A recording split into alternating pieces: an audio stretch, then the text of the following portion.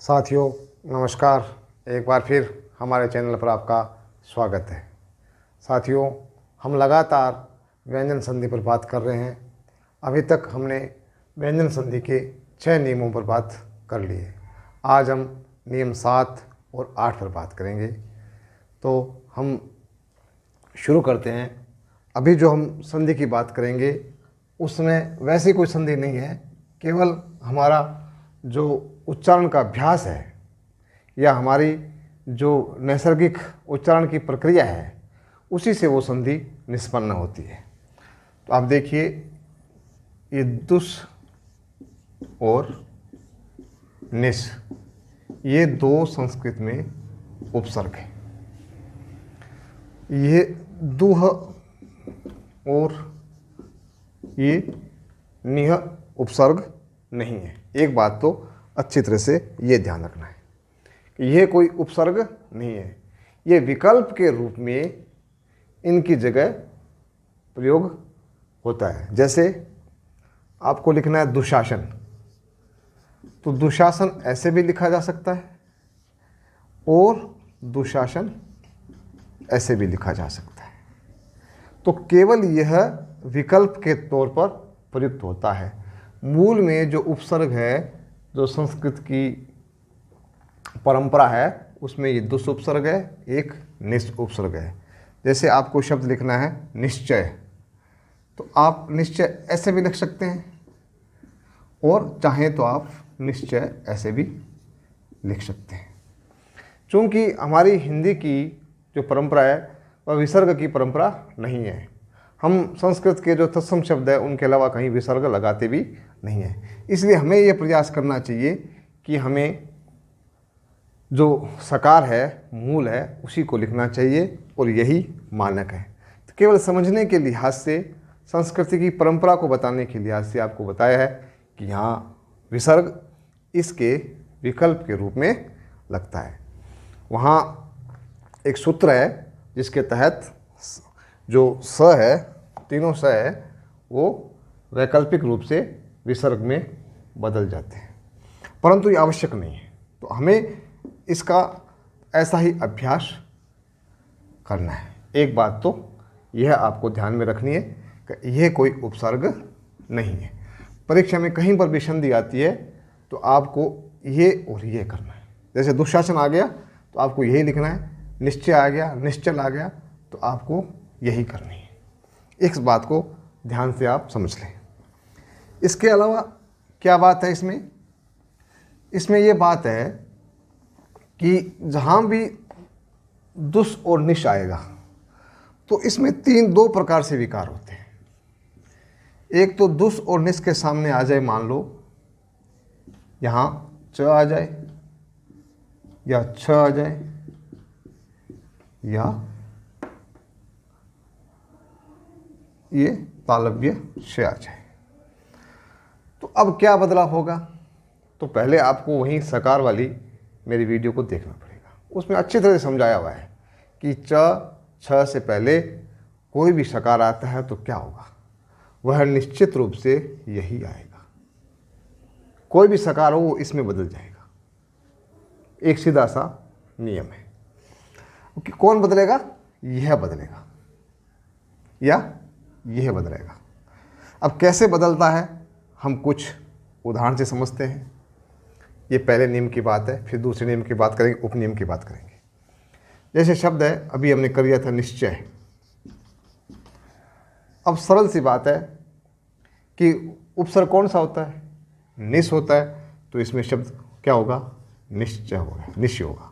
और चय, चय कहते हैं समूह को, संग्रह को, कोई बात को तय करने की जो बात कर ली जाती है उसको निश्चय कहते हैं। ऐसे चरित्र है, इसके आगे दुष्ट लगा दो तो वही दुष्चरित्र। शील है, शील कहते हैं गुण को, करैक्टर को, आगे दुष्ट लगा दो खराब के लिए दुष्शील का प्रयोग किया जाता है। ये उपसर्ग है, दुष्ट का अर्थ बुरा, कठिन ये होता है। उसी तरह चेष्टा के आगे दुष्ट लगा दो तो दुष्चेष्टा हो जाएगा। ऐसे शासन के आगे दुष्ट लगा दो तो दुष्शासन हो जाएगा। मतलब जिसका शासन बहुत कठोर हो, कठिन हो, वो दुशासन। ये ऐसे बहुब्रीहि समास भी बन जाता है। तो इसमें ध्यान रखने की बात यही है कि जहाँ पर भी स आएगा इनको इसके आगे वो क्या हो जाएगा, तालव्य श में बदल जाएगा। अगर सकार वाला वीडियो में भी यही बात है, अभी भी आपको यही समझा रहे हैं। अब दूसरी बात क्या है, अभी हमने दुष्ट के कुछ उदाहरण देख लिए, कुछ निष्के भी देख लिए, एक दो उदाहरण और देख लेते हैं ताकि उदाहरण कोई नया आ जाए तो आपको कोई प्रकार का कन्फ्यूजन नहीं हो। जैसे शब्द के आगे निश लग जाए तो निश्शब्द बन जाएगा, वैसे श्वास फिर ये निश्वास, इसको ऐसे भी लिखा जा सकता है और ज़्यादातर आपको ऐसे ही लिखा हुआ मिलेगा क्योंकि ये संस्कृत की परंपरा है, तो वहाँ ये ऐसे लिखा जाता है। ऐसे ही निशंक, शंका रहित, वो ऐसे ही। निशेष, निश, संधिशेष। अब सब में आप इनका विच्छेद करेंगे तो यही आएगा। तो निश्चित, ये देखो निश, संधि, चित्त, चित्त मतलब चेतना, ये निश्चित। वैसे ये चिंत भी हो जाता है, उसके आगे निश लग गया तो निश्चिंत मतलब चिंता रहित, बिल्कुल कोई डर नहीं, कोई चिंता नहीं। अब ये हमने उदाहरण देखे हैं दुस और निस के सामने, जब ये तीनों आ जाए। एक इच्छा वाला उदाहरण और देख लेते हैं। जैसे ये उदाहरण एक ही मिला है मेरे को, आपको और मिले तो और देख लेना। निश्चल, तो अब हमने ये देखा कि श लगा लिया हमने, छ लगा लिया, च लगा, सब जगह ही जो ये सकार है, ये सकार है, वो किस सकार में बदल रहा है? मूर्धन्य शकार, इसमें तालव्य शकार में बदल रहा है। तालव्य शकार में बदल क्यों रहा है?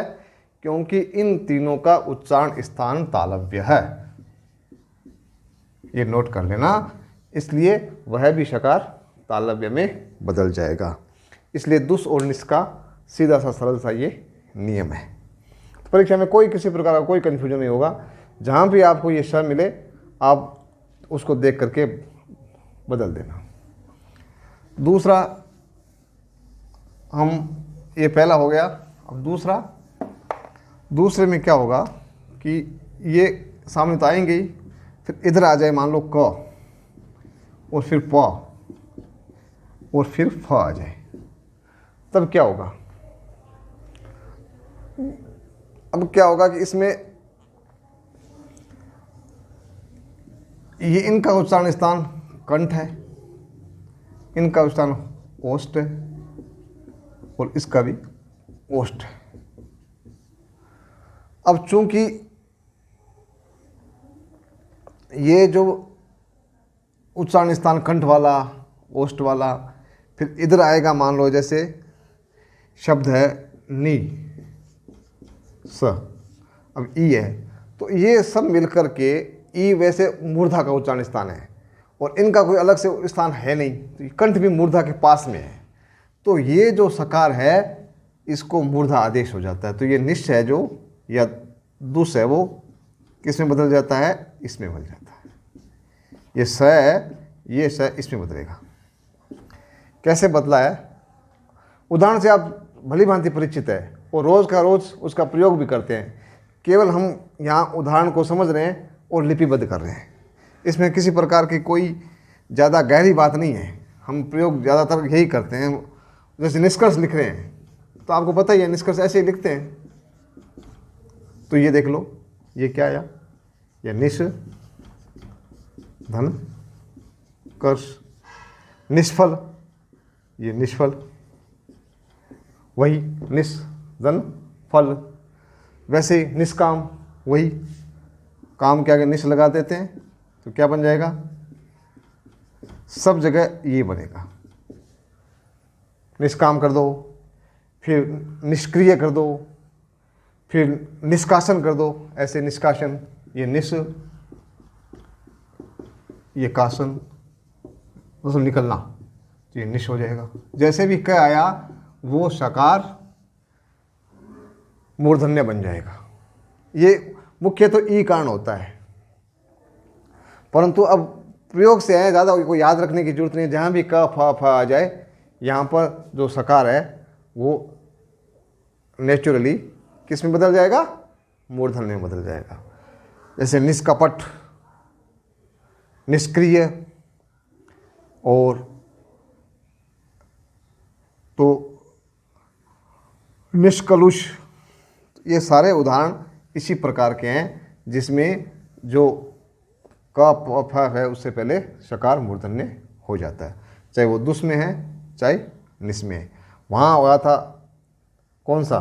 तालव्य हुआ था, यहाँ किसका हो जाएगा? मूर्धन्य हो जाएगा। अब ये प्रश्न और उठता है कि जब ये जैसे ये शब्द है दुस्साहस, तो ये दरअसल संधि नहीं है, ये क्या है? संयोग है। क्योंकि संधि में हमने बात की थी कोई विकार आता है, तो यहाँ तो कोई विकार आता ही नहीं है, तो इसलिए इसको हम विशेष तौर पर संधि नहीं कहेंगे। इस शय से पहले कभी भी दुष्ट या निश आ जाता है, जैसे दुस्तर, निस्तार,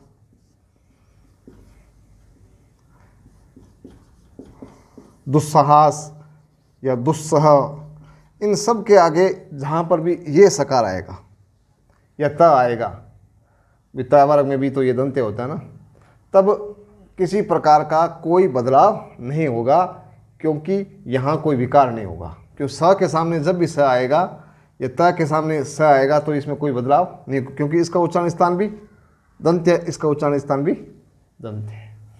तो केवल इनमें जो आएगा तब ही परिवर्तन होगा, बाकी सकार के सामने स आ जाएगा तो कोई बदलाव भी नहीं होगा, और बदलाव नहीं होगा तो इसे हम संधि के रूप में स्वीकार नहीं करेंगे।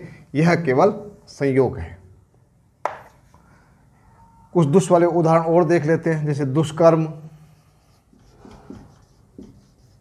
दुष्कर जिसको करना कठिन हो, दुष्परिणाम, ये जैसे परिणाम आगे दुष्ट लगा दो, उसी प्रकार पाप, निष्पाप कर देते हैं, इसमें निष् लग जाएगा। फल, निष्फल, प्रयोजन, निष्प्रयोजन, प्रभ, निष्प्रभ, जैसे प्रभ, प्रभ कहते हैं कांति को, और उसके आगे निश लगा देते हैं तो शब्द बन जाएगा निष्प्रभ, वही मूर्धन्य शकार हो जाएगा। निष्पक्ष, निष्धन पक्ष, दुष्पाच्य, ये दुष्पाच्य, पाच्य कहते हैं जिस जो पच जाए, जो कठिनता से पचे वो दुष्पाच्य, तो यही दुष्धन पाच्य। विकल्प के तौर पर संस्कृत में इसको ऐसे भी लिखते हैं। तो ये बहुत अच्छी तरह से समझ लेना। दुह और निह क्या होता है? ये केवल सकार का वैकल्पिक प्रयोग है और कुछ नहीं है। अब हम जैसे प्रहार के आगे दुष्ट लगा तो दुष्प्रहार हो जाता है। तो ऐसे बहुत से उदाहरण हो सकते हैं। मैंने अधिकांश उदाहरणों को यहाँ श्वेत पट पर आपको समझाया है और कुछ बोलकर आपको बताया है। तो इस प्रकार जब दुष्ट और निश का प्रयोग होता है तो यह अगर दंत्य के सामने आते हैं तो वही रह जाएंगे, दंत्य सकार से आता है सामने आता है तो भी वही रह जाएंगे, और इनके सामने आते हैं तो ये इस प्रकार इसमें तब्दीलियाँ होती हैं। और ये जो तब्दीलियाँ होती है वही संधि में हमें सम्मिलित करनी है। बहुत सरल सा काम है, केवल थोड़ी सी समझ रखनी जरूरी है। इस संधि में कोई प्रकार की कोई भ्रांति की संभावना नहीं है। ये थी हमारे नियम 7 की संधि, जिसमें एक नियम में हमने उपनियम में हमने वो जो देखा था कि च, छ और श के बाद में क्या होता है, और दूसरे नियम में देखा था कि क, प और फ के बाद में क्या होता है। अब हम इसी नियम के आगे नियम 8 की बात करते हैं। अभी तो ये 2 उपसर्ग की बात की थी हमने, और उपसर्ग के बाद में ये कैसे होता है प्रयोग उसकी बात की थी। तो हमने उपसर्ग को भी समझ लिया है और कुछ शब्दों को भी समझ लिया है। अब हम बात करते हैं नियम 8 की, जिसमें कुछ व्यंजनों का आगम होता है, इसलिए हम इसको व्यंजनागम संधि नाम दे रहे हैं। कौन से व्यंजनों का आगम होता है? ये 3 व्यंजनों का आगम है केवल, एक च का, एक दंत्य स का और इस स का। आगम का मतलब होता है वहाँ दोनों तरफ कोई शब्द नहीं है, वो वैसे के वैसे रहेंगे, उसमें बीच में कोई न कोई वर्ण आएगा, जिसमें ये आ सकता है, ये आ सकता है, ये आ सकता है। कैसे आता है? इधर स्वर हो, मान लो, कौन सा स्वर हो? शब्द का अंतिम वर्ण। प्रथम शब्द का अंतिम वर्ण क्या हो? स्वर हो, और सामने च हो, नहीं, ये च तो आगम होगा, यहाँ होगा छ, तो ये च का आगम होगा। यहाँ सम उपसर्ग होगा तो स का आगम होगा। यहाँ परि उपसर्ग होगा तो स का आगम होगा। कैसे, वो उदाहरण देख लेते हैं। जैसे मान लो यहाँ वी है, ई आ गया व के बाद, और ये शब्द है छेद, तो यहाँ आज आगम हो जाएगा च का, ये विच्छेद। उसी तरह ये परि है, और यहाँ आगम हो गया परिच्छेद। इसमें छेद, छाद, छद के उदाहरण है। जैसे अनु, ये उ है, फिर ये छेद है, तो क्या शब्द बना? अनुच्छेद। तो इसमें देखो, ये छेद के बाद में यहाँ न तो यहाँ विकार हुआ, ना यहाँ विकार हुआ, केवल सीधा का सीधा च का आगम हुआ है, इसलिए हम इसको कहते हैं व्यंजनागम संधि। ये तीन प्रकार से हो गए। एक बार इसमें केवल च आ रहा है, फिर आगे हम उदाहरण देखेंगे जिसमें स आएगा, उसके आगे उदाहरण देखेंगे जिसमें ये मूर्धन्य स आएगा। ये एक बार मैं मिटा रहा हूँ, फिर कुछ और लिख रहे हैं शब्द हम। अभी छेद वाले लिखे, अब छद वाले लिखते हैं। जैसे ये छद, छद का अर्थ होता है ढकना। जैसे इसके आगे शब्द लगा देते हैं दंत, तो अब इसकी संधि करेंगे तो बीच में ये आ जाएगा। यहाँ रद लिख देते हैं, ये संधि करेंगे तो इसमें भी ये आ जाएगा। दंत छद का मतलब दांत को ढकना। दांत को कौन ढकता है? होठ, इसलिए होठों को दंताच्छद कहते हैं। रद का अर्थ भी दांत ही होता है, एक इस अर्थ है दोनों का। इसका अर्थ ये होगा, ये भी इसका अर्थ भी ये होगा। मतलब जो संस्कृत में शब्दावली ऐसी बनती है, जो दांत को ढकता है वह क्या है? दंताच्छद, वही हृदयाच्छद। वैसे ही आ धन आच्छादन, क्या बना? आच्छादन। ऐसे ही छवि के कुछ वो उदाहरण दे ले, प्रतिच्छवि, जिसमें च आ जाएगा, यहाँ प्रति। उसी तरह तरु छाया, तो बीच में च आ जाएगा। वैसे ही आच्छन्न, आच्छन्न ये ढका हुआ, वापस वही, इसका भी ढका हुआ होता है। आच्छन्न, प्रछन्न, छिपा हुआ, तो इसमें भी प्र धन छन्न है, ये च आ गया, यहाँ भी च आएगा। तो अब सब जगह हमने देखा भी जहाँ भी छ आया वहाँ च का आगम हो गया। एक और उदाहरण देख लीजिए, बहुत चर्चित उदाहरण है स्वच्छंद, जहाँ अपना कोई स्वतंत्रता हो, अपनी मनमर्जी हो, उसके लिए संधि करेंगे तो इसमें ये च आ जाएगा। तो जहाँ तरफ दोनों तरफ कोई विकार नहीं हो, केवल एक अलग से व्यंजन आगम आ जाए, उसको हम कहते हैं व्यंजनागम संधि। ये केवल छ के उदाहरणों में च आएगा, और दो उपसर्ग है वहाँ इस प्रकार की आवृत्ति क्या हो आना होगा। कैसे होगा? जैसे अब ये उदाहरण एक बार मिटा देता हूँ, छ वाले, ध्यान से आप समझ लो और कॉपी में लिख लो। अब हम आगे वाले उदाहरण देखते हैं। ये जो दो रह गए हैं, कौन से? सम और परि वाले। इसमें क्या है कि एक ध्यान रखना है, केवल क्री धातु से कोई शब्द बनते हैं। जैसे शब्द बन गया कार, कृति, कृत, कर्ता, करण, लगभग ये तीन ही शब्द बनते हैं। अब इसके आगे अगर आप सम लगाएंगे तब किसका आगम हो जाएगा? इसका आ जाएगा। ये शब्द लिखेंगे, बनेगा संस्कार, ये संस्कृति, ये संस्कृत, संस्कृत, ये संस्कृता, ये संस्करण। अर्थ कोई ज़्यादा कठिन नहीं है, आपको आते ही होंगे। ये संस्कार मतलब जो जिसका कोई हम कल्चरल व्यक्ति है उसको संस्कार कहते हैं। संस्कृति कल्चर, संस्कृत भाषा का नाम है। संस्कृता जो संस्कार करने वाला है, और संस्करण एडिशन को कहते हैं। तो ये सम लगते ही इसमें इस शय का आगम हो जाता है, और ये वो अनुस्वार संधि के हिसाब से ये ऊपर चला जाता है। और जो अगर इसके आगे प्री लग जाए तो इसका आगम हो जाएगा।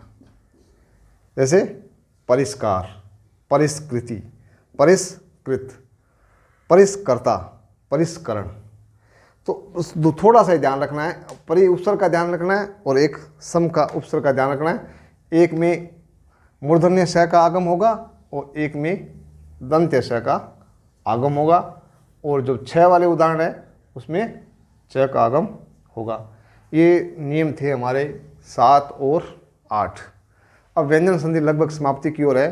हमारा अगला वीडियो है, शायद हम उसमें इस व्यंजन संधि को पूरा कर देंगे।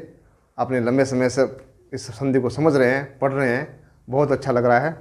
आप इस पूरी वीडियो को देखने के बाद में व्यंजन संधि की ठीक ठीक समझ बना सकेंगे, ऐसा मेरा विश्वास है।